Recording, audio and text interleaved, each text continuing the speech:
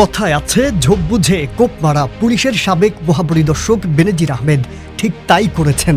ক্ষমতার অপব্যবহার করে কেড়ে নিয়েছেন গরিবের ফসলি জমিও। ক্ষমতা পেলে মানুষ যে অন্ধ হয়ে যায় সে দৃষ্টান্ত দেখিয়েছেন বেনজির। সম্পদের পাহাড় গড়তে গিয়ে ভুলেই গেছেন নাটাই ধরে টান মারলে উঠতে থাকা ঘুড়িও মাটিতে নেমে আসে। র্যাবের সাবেক মহাপরিচালক, পুলিশের সাবেক আইজিপি বেনজির এবার ঘুড়ির মতোই মাটিতে লুটিয়ে পড়েছেন। এ যেন পুকুর চুরির মতো যত সব কাণ্ড একের পর এক বেরিয়ে আসতে শুরু করেছে লুকিয়ে থাকা থলের বিড়াল। ক্ষমতা হারানোর পর বেলুনের মতোই চুপসে গেছেন পুলিশের এই সাবেক মহাপরিদর্শক। যমুনা রেফ্রিজারেটর, খাবার ফ্রেশ তো লাইফ জম্পেশ। এবার দুদকের জালে কাঁটা পড়লেন বেনজির আহমেদ। সম্পত্তি জব্দের নির্দেশ দিলেও গণমাধ্যমের খবর, অ্যাকাউন্ট থেকে বেশিরভাগ টাকা সরিয়ে ফেলেছেন নজিরবিহীন বেনজির আহমেদ।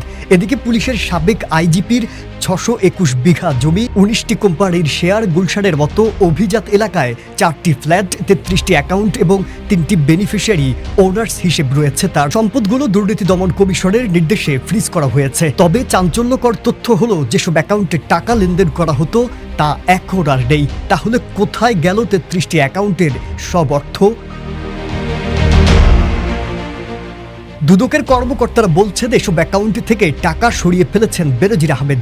এর জন্যই তারা আদালতে আবেদন করেছেন সবশেষ যেসব সম্পত্তি রয়েছে সেসব জব্দ করার জন্য। বেনজিরের ভেলকিবাজির আরও চাঞ্চল্যকর তথ্য হলো, 4টি দেশে অর্থ পাচার সম্পত্তি গড়ার অভিযোগ পেয়েছে দুদক। সেটি অনুসন্ধানের জন্য দুদক বিএফআইউর কাছে চিঠি পাঠিয়েছে। দেশগুলো হলো অস্ট্রেলিয়া, কানাডা, সিঙ্গাপুর ও সংযুক্ত আরব আমিরাত। বেনজিরের ছোবলে দেশের অর্থ গিয়ে পড়ল এই 4টি দেশে, গড়েছেন বিপুল পরিমাণ সম্পদ। দুদক বলছে এসব সম্পদের জন্য Bangladesh financial intelligence unit BFI এর কাছে চিঠি দেওয়া হয়েছে।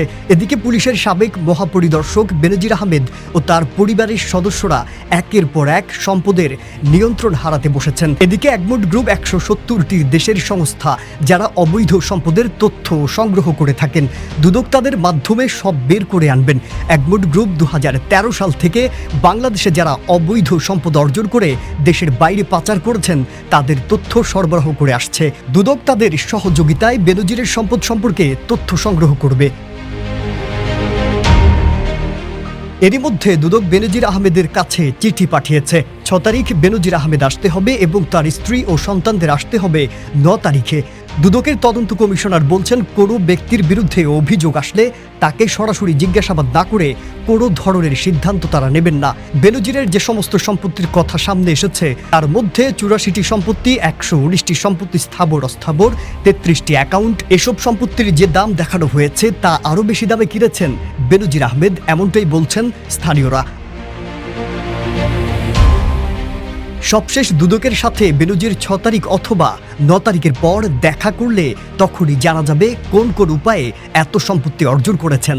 হয়তো তারপরে জানা যাবে বেনজির বৈধ নাকি অবৈধ উপায়ে সম্পদের পাহাড় গড়েছেন। এবার অপেক্ষা শুধু দুদককে কি তথ্য দেন বেনজির আহমেদ। গণমাধ্যমের তথ্য মতে 621 বিঘা জমির বাইরেও বাংলাদেশে আরও সম্পত্তি আছে কিনা, এছাড়া উঠে আসা 4টি দেশ ছাড়াও আর কোনো দেশের সম্পদ আছে কিনা সেটিও এখন অনেক বড় প্রশ্ন। মাজহারুল আলম, ইত্তেফাক।